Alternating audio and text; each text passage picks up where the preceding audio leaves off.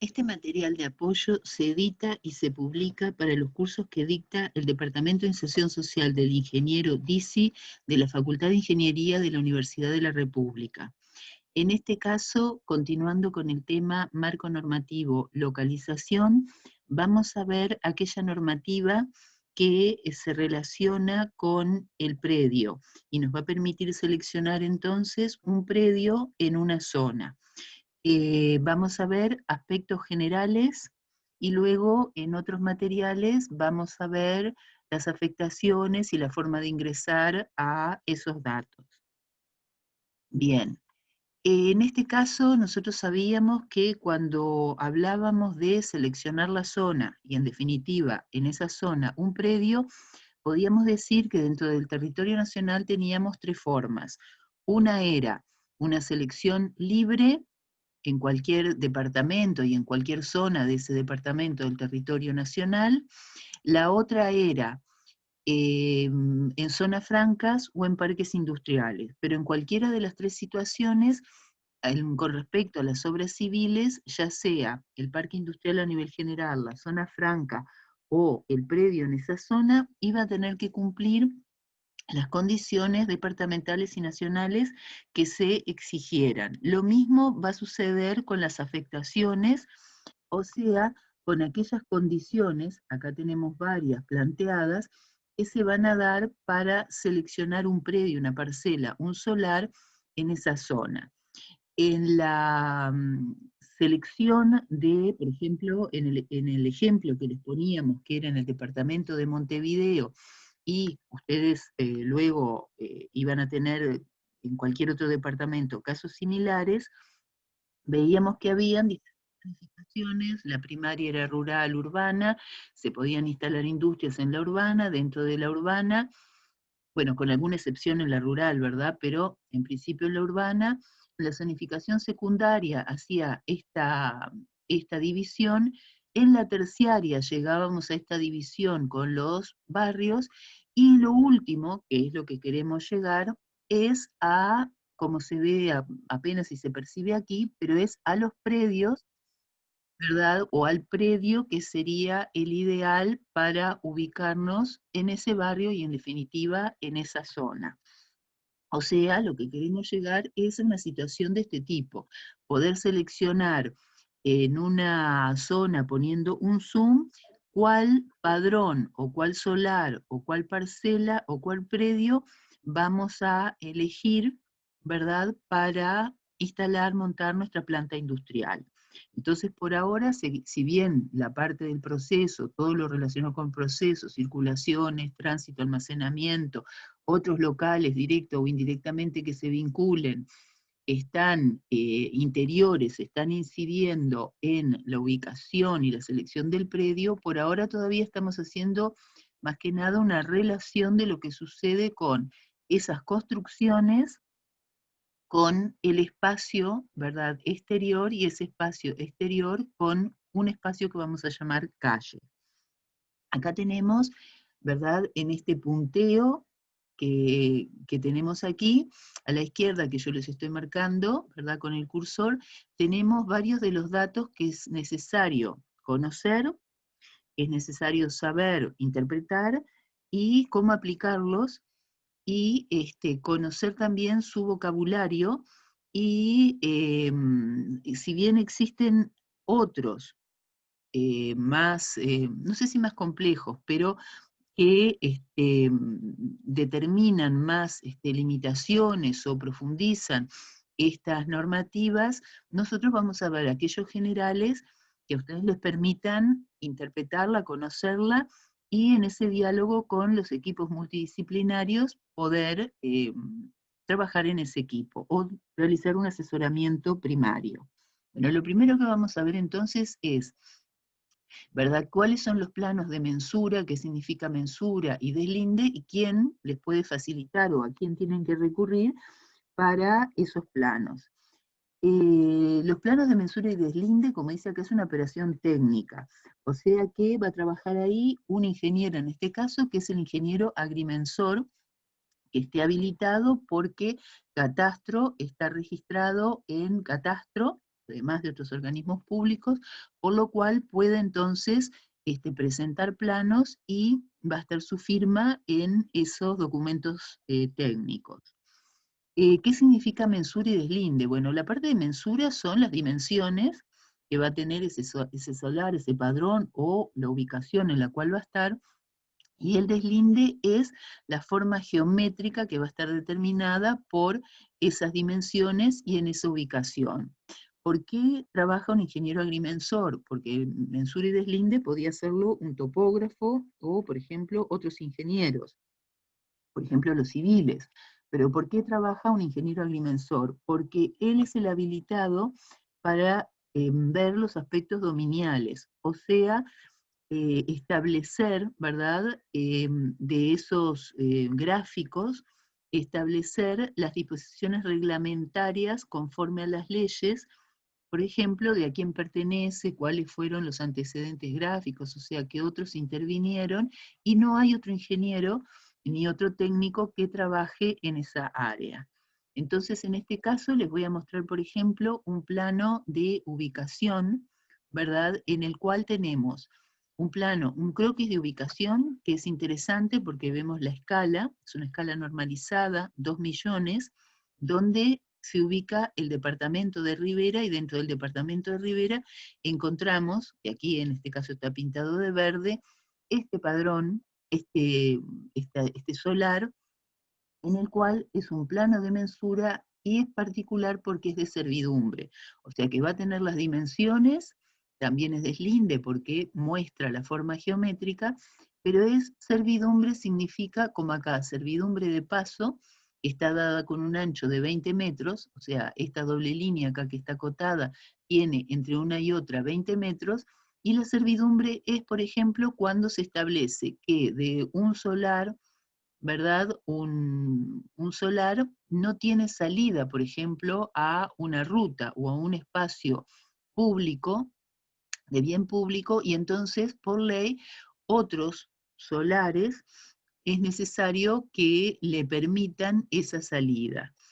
Entonces, acá en este plano nos está dando las dimensiones de todo este deslinde, porque eso no es necesario, se muestra así como es, pero eso no es necesario porque lo único que se está marcando es la situación esta de esta servidumbre.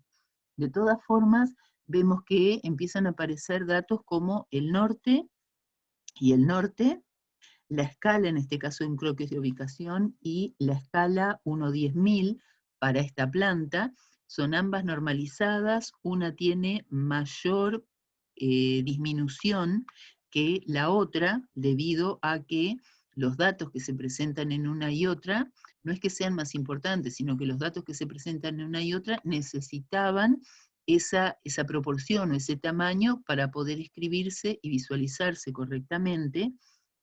Aparece una planilla de coordenadas y empiezan a aparecer otros datos como padrones, la ubicación, quién es la propietaria, antecedentes gráficos, que ya vimos a qué otros planos recurrir, ¿verdad?, anteriores a este, o de los cuales se toma esta información, antecedentes dominiales, o sea, quiénes son los otros que han intervenido, ¿verdad?, para llegar a esta propietaria y con esos cambios. Y bueno, la rotulación y aquí, bueno, los logos y demás de esos técnicos. Entonces, en este caso, pasamos a ver, ¿verdad?, la planilla de coordenadas. Si encuentran una planilla de coordenadas, sirve, por ejemplo, para establecer estos puntos notables, y en esa planilla de coordenadas, vuelvo al anterior, se establece, ¿verdad?, un punto de coordenadas, que en este caso lo dieron como punto 1. En el caso de los agrimensores, siempre se trata de poner, que no hayan valores negativos en las coordenadas X, Y, ¿verdad? Y como ven, en este caso no se siguió un sentido horario, sino que se siguió un sentido, ¿verdad?, que fuera lo que corresponde al deslinde del 1 hasta el punto 12, y lo otro interesante es ver cómo se acota, que si ustedes observan, no se acota con líneas de cota, como en albañilería, sino que los valores ¿verdad? Las dimensiones, por ejemplo, entre este punto 11 y este punto 12, se escriben, ¿verdad? Se escriben, en este caso están expresadas en metros, se escribe esa dimensión entre ese punto y, por ejemplo, de este punto 12 a la otra esquina, ¿verdad? De este punto 12 a esta esquina 13, ¿verdad? También se escribe en este sentido. Se podía haber escrito entre el punto 11 y el 13, ¿verdad? Que era esta línea que definía todo este sector de este padrón. Acá arriba también, en este caso se decidió que nada más se da entre estos puntos. Entonces aquí tenemos una situación de mensura con un deslinde, aparece el norte, aparecen datos como es la ubicación, aparece el área, la planilla de coordenadas, un croquis de ubicación, una escala y una planta que muestra lo que interesa a una escala con menor reducción. No solamente se va a dar a nivel del plano, o sea, ahí en ese caso, como era la servidumbre, no interesaba mostrar las curvas de nivel, pero en general hay terrenos que no son, entre un punto y otro, el nivel altimétrico no es el mismo, y entonces es necesario, además de la mensura y el deslinde, mostrar cómo es ese perfil del terreno. En este caso es un plano, ¿verdad?, en un proyecto de alineaciones. Lo que se toma aquí es un sector de un lote, de un padrón, de un solar, y se divide, ¿verdad? Y surgen entonces lotes como aparecen acá, que van a ser manzanas, o sea, van a ser bienes privados, que luego se van a subdividir para generar estos solares o estos nuevos padrones.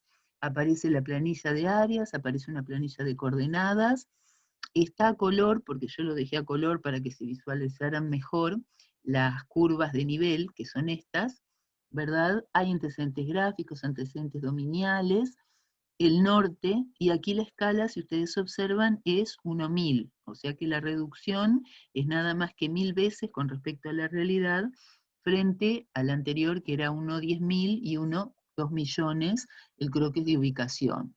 Vamos a ver las curvas de nivel más de cerca, para que se visualicen, y acá tenemos, ¿verdad?, que si este fuera vamos a tomar el lote 5, si este fuera el sector, la zona, y este fuera la manzana que ustedes decidieran instalar su planta, en este caso observen que cada una de estas líneas, ¿verdad?, de estas curvas, les está mostrando aquí cuál es la diferencia que hay en estos espacios que se dan entre una y otra. En este caso lo hicieron cada 50 centímetros y pueden ser, se tomaron puntos notables que se consideraron adecuados para lo que iba a ser este loteo, este fraccionamiento, pero se podrían hacer más cercanas o más separadas según el objetivo del plano, según el desnivel también que haya. Entonces, en este caso, como les decía, si ustedes miran, aquí hay 29, entre esta y esta, todo este sector es 29 metros, entre este y este es 29,50, y entre esta curva azul que está acá y la siguiente es 30. Y si yo miro que en este sector es 30 y que acá al final llega a, esta es 34, llega a 34,50 en este punto 8, la coordenada 8, quiere decir que hay 4,50 metros de diferencia y en prácticamente 90 metros, porque del punto 8 al 9 hay más o menos 90 metros y en este sentido la distancia es prácticamente la misma. La pendiente, podemos decir que 90 metros, 5 metros de altura, no es mucho, pero lo que hay que tener en cuenta es que si ustedes tomaran un único de estos lotes que se están subdividiendo, en el lote 5, tomaran una única de estas parcelas, bueno, ahí la diferencia podría ser menor, podría no afectarlos, pero en una planta industrial, si ustedes tomaran, ¿verdad?, toda esta manzana para construir, o todo este lote, ¿verdad? Ahí la diferencia sí podría ser, y en este caso ustedes se verían obligados a decir, bueno, mi diseño va a tener que adaptarse a esos 4,50 metros, ¿verdad? Que yo tengo entre esta calle de 12 metros y María Orticoechea y esta calle de 17 metros, o voy a hacer un desmonte en un sector o en todo el sector, o voy a rellenar en un sector o en otro sector. En ese caso deberían subcontratar una empresa, ¿verdad?, que se hiciera cargo de esa situación, o, ¿verdad?, ustedes podrían decir, bueno, contrato a los técnicos, pero yo me voy a hacer cargo de la parte de administración, gestionar los trámites, los camiones que van a sacar la tierra o traer la tierra, la retroexcavadora, las apisonadoras, el personal, y sobre todo tener presente también en el cronograma no solo el costo que puede significar ese equipamiento, los técnicos y los operarios, sino también que pueden darse atrasos, además del tiempo previsto, por lluvias, a las cuales no se puede trabajar. Entonces, el costo que le puede significar seleccionar un terreno de estas características, si a ustedes en el layout no les favorece y se ven obligados a desmontar o a rellenar, puede ser mayor por el tiempo de que se tiene por imprevistos, como dije, por lluvia, que tal vez todo lo que signifique el pago de lo que implica equipamiento, recursos humanos, trámites y la realización de esa obra. Y entonces decidan cambiar y pasar al lote 6 o, bueno, otra manzana con otro predio, que eso ya no tengan esa situación. Pero lo importante acá es entonces ver la calle, ver las curvas de nivel como se señalan, y sobre todo tener presente que los terrenos no son totalmente horizontales todos, ¿verdad? Nosotros podemos considerarlo como ejercicios, como planos, pero seguramente el terreno con el cual se van a enfrentar el día de mañana pueda tener desniveles desde un punto a otro, desde una esquina a otra, o en la misma parcela. Bien, seguimos avanzando y ahora vamos a ver qué es lo que estuve ya hablando yo de espacio público y de espacio privado. Entonces, los espacios, los bienes de uso público, ¿verdad? Como les dice acá, son las calles, las plazas, los caminos, que en este caso son bienes de uso público artificiales, los puertos, abras, ensenadas y costas. Abras son bahías pequeñas, de pequeña dimensión, y los ríos y arroyos, bueno, navegables en todo parte de su curso. Estos, los ítems que están en el punto 2 y 3, son bienes de uso público naturales.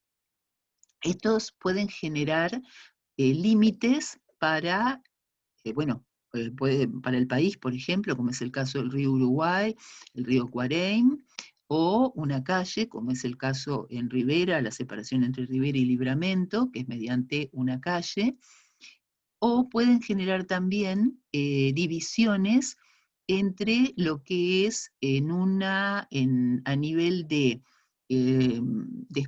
zonificación rural o de zonificación urbana, separando entonces lo que corresponde al bien público del bien privado. Y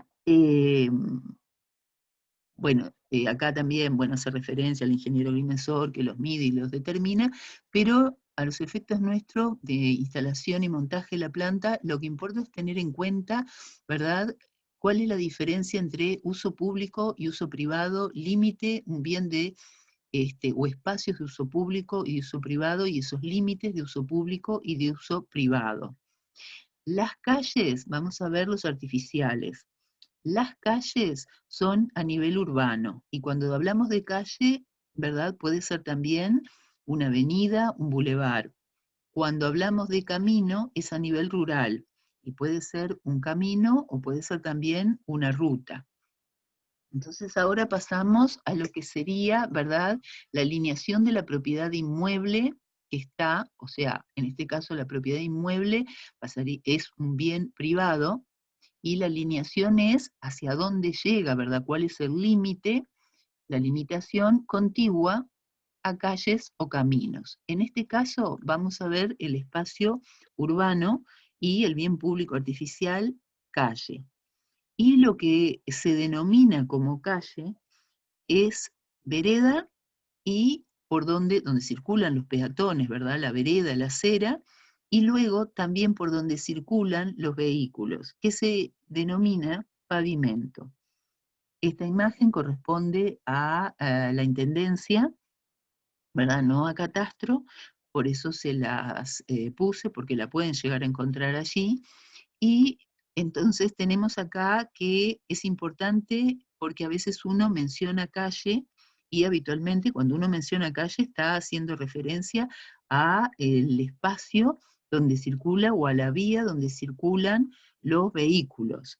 No considera la vereda, pero en este caso, como bien público, se considera todo el espacio en el que puede circular peatones o vehículos, ¿verdad?, sin que constituya un ingreso a un bien privado. Y la alineación, o sea, hasta dónde es el límite o dónde inicia el espacio privado, está determinado por este límite, este es un corte vertical, ¿verdad?, por este límite que sería, que puede estar edificado acá, ¿verdad?, esto es una construcción, puede no estar edificado como aparece acá, ¿verdad?, que está la edificación retirada, y sin embargo la alineación corresponder también a donde termina el espacio público, que sería también este límite. Acá en el lado derecho, como ustedes ven, este retiro, esta situación de el edificio, la fachada del edificio, no está alineada con el límite disculpen, de predio o de propiedad, puede ser intencional por diseño o puede ser porque exista lo que se llama alguna afectación, o sea, alguna limitación en esa zona para ese predio o para ese espacio privado que impida que este espacio, ¿verdad?, este espacio contiguo al bien público no se pueda construir con edificaciones. Este símbolo que aparece acá, les comento porque me lo han preguntado varias veces, representa un vegetal, ¿verdad? Que puede ser, no sé, un árbol, podría ser un arbusto. Lo que se está diciendo con esto es que puede destinarse a espacio verde o podía ser también pavimentado. Existe normativa con respecto a, y en determinadas zonas, en determinados predios, ¿verdad? Si esta alineación se debe construir un murete, se debe construir con reja, puede ser calado, hasta qué altura puede llegar. En otras no se especifica. Con respecto a la altura, el desnivel que se da, vieron que acá el desnivel de lo que es el bien privado está en un nivel de piso más bajo que lo que es el bien público. Yo nunca he visto, pero puede ser que en algún predio, en alguna zona o en algún predio se dé, que haya una limitación en cuanto a la profundidad, o sea, en cuanto a que el bien privado haya una limitación en cuanto a esta profundidad. Sí hay una limitación en cuanto a la altura, ¿verdad? Por ejemplo, en cuanto a un terraplén que puede existir acá en cuanto a la altura. Eso sí, hay limitaciones, pero en cuanto a la profundidad no he visto.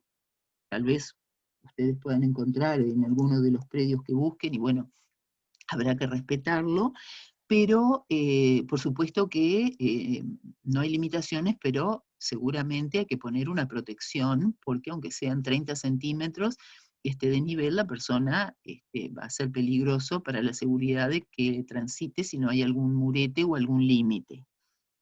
Bien, entonces acá tenemos un punto importante. Espacio público, bien público, calle, vereda, vereda y pavimento, que es por donde circulan los vehículos. La alineación que separa el espacio privado del espacio público se denomina límite de predio o límite de propiedad, puede estar construido o no, puede estar obligatoriamente separado o no. Y esto es importante porque cuando nosotros vamos a diseñar la planta industrial o a instalarla, no se puede ocupar el espacio público. O sea, no podrían tener un vehículo estacionado, sea un camión, sea un auto, ni que hablar cargando o descargando, pero tampoco estacionado o esperando en esta zona para hacer su chequeo para ingresar.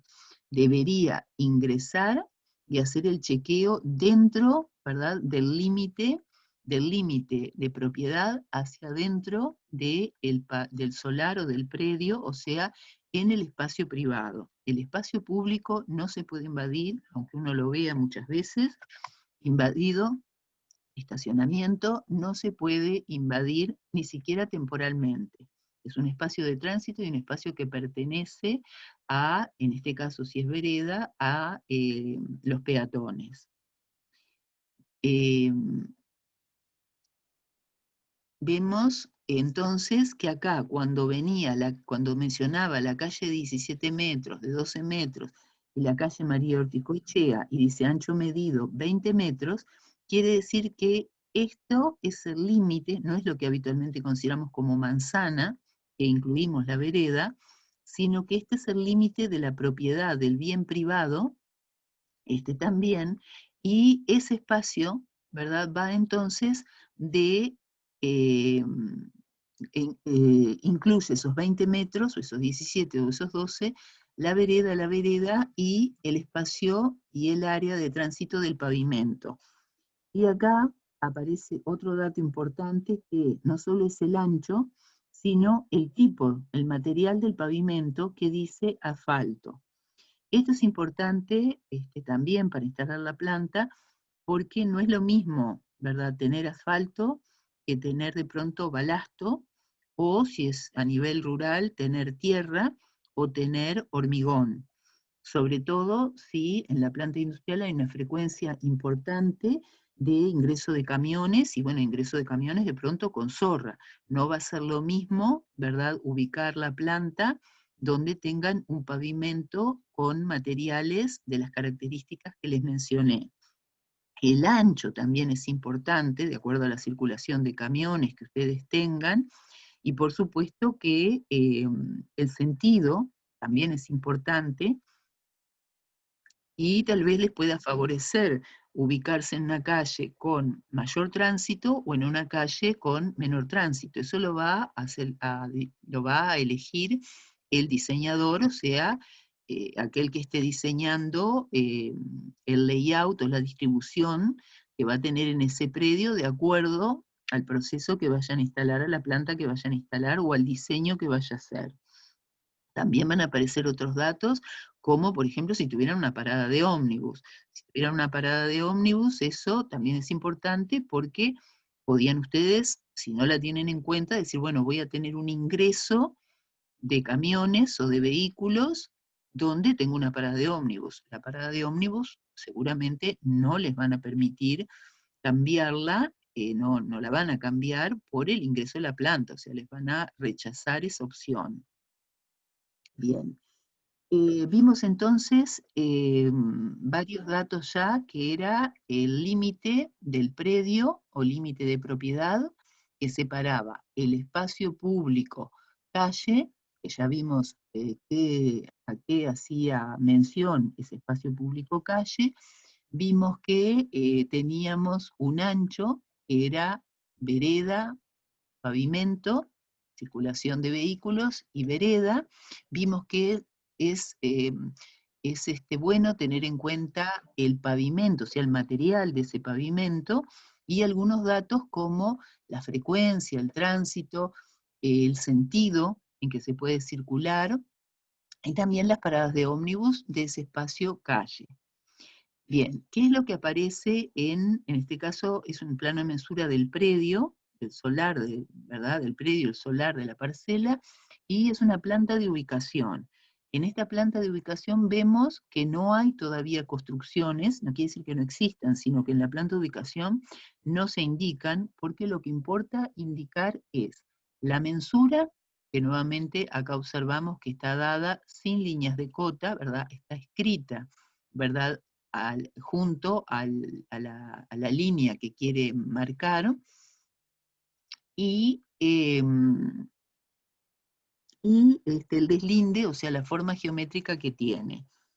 Entonces, en este caso, tenemos que los 16,67 metros que marca aquí van desde esta línea continua, que es el eje de la medianera, hasta este límite de predio que separa con la calle. Van desde este punto, que les estoy marcando acá con el cursor, hasta este punto. Y luego, en esta parte que separa, en este sector que separa dos bienes privados, solamente hay medianera, que es este eje medianero, que en este caso, repito, lo representaron con línea continua, pero ustedes lo pueden ver representado también como eje raya punto, marca que desde este punto a este punto hay 16,65. Y luego sucede lo mismo, desde este eje a la calle hay 8,78 y desde este eje a la calle hay 10 centímetros de diferencia del lado izquierdo o del lado oeste de ese padrón, que es 8 metros con 88.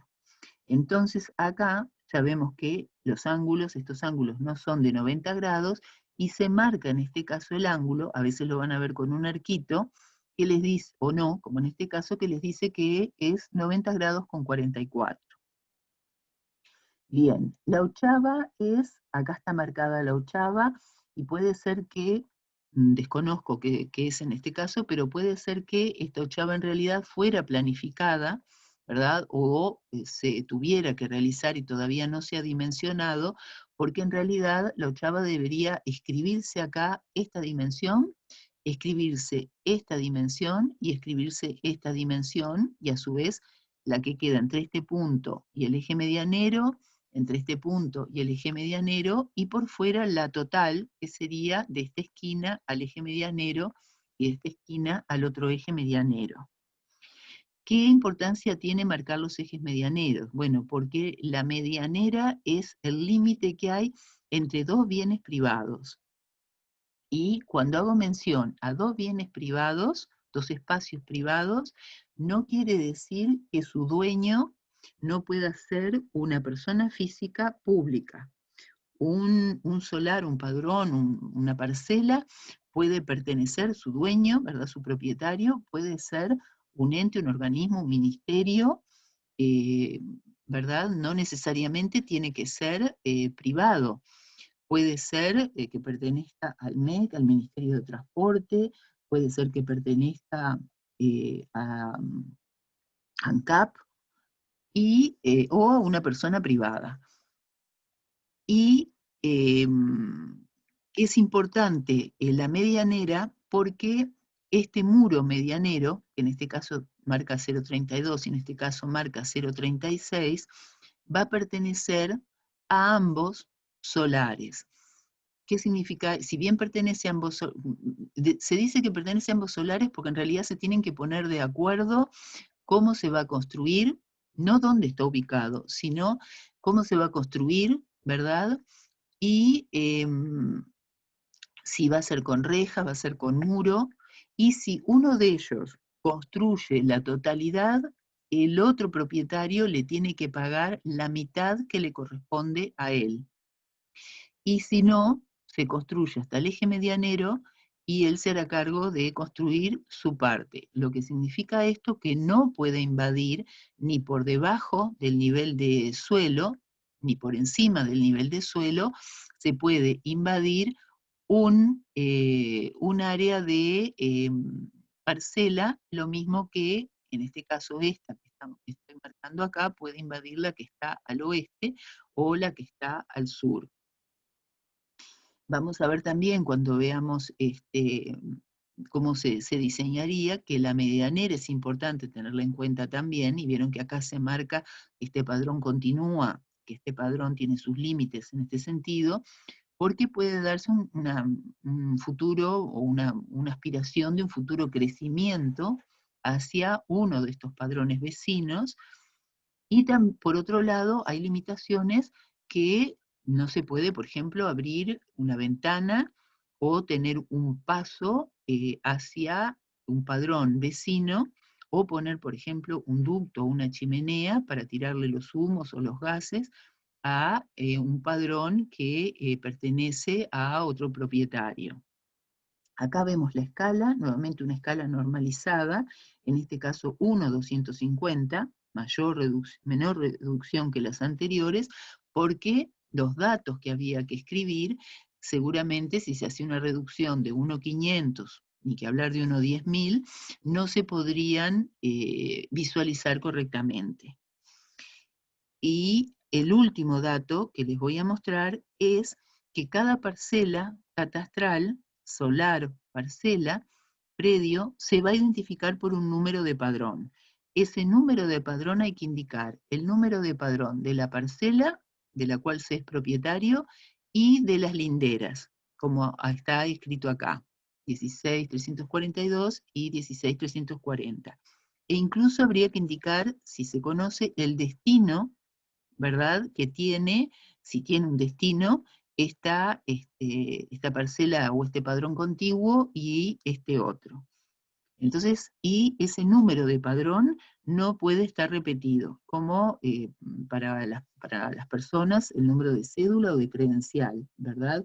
Eh, es individual, y el número de padrón es un número personal, digamos, o individual, para cada parcela o para cada solar o padrón. Entonces acá vemos en una planta de ubicación que es necesario escalarla con una escala normalizada y que permite escribir los datos. Es necesario el norte, es necesario dar el área total, que está comprendida entre los límites de propiedad y medianeras, los datos de los padrones linderos y el padrón que se corresponde a ese predio, la mensura, ¿verdad? O sea, las dimensiones, y bueno, el deslinde, o sea, la forma que tiene dibujarla, y luego las calles con su ancho, su pavimento, ¿verdad? Sí, una calle, dos calles, o bueno, las calles que correspondan a ese padrón. Bien, ahora vamos a ver a nivel rural. A nivel rural dijimos que se denominaban caminos en modo genérico y que podían ser nacionales, departamentales o vecinales. Acá se marcan los anchos de cada uno, y un camino puede ser una ruta, no necesariamente todos, habitualmente uno dice camino e imagina cierta jerarquía, pero es el término lo mismo que calle a nivel urbano.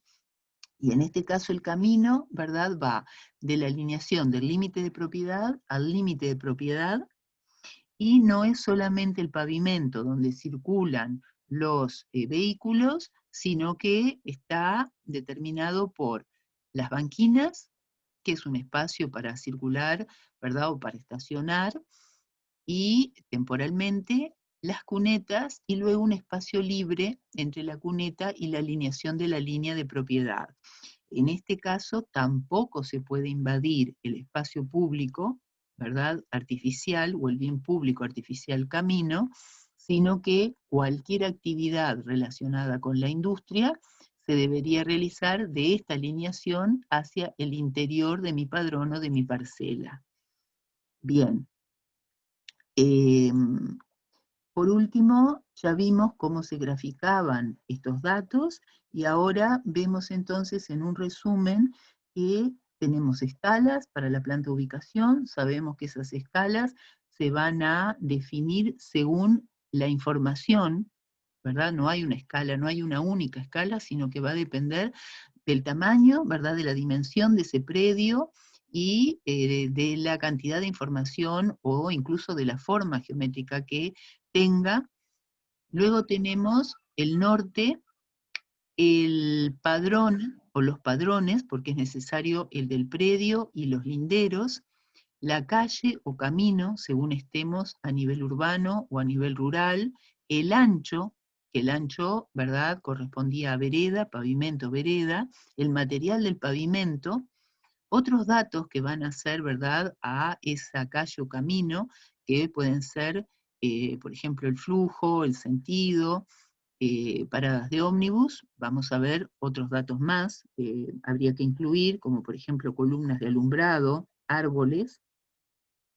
Luego tenemos el límite de predio, límite de propiedad, que separa el espacio público del espacio privado.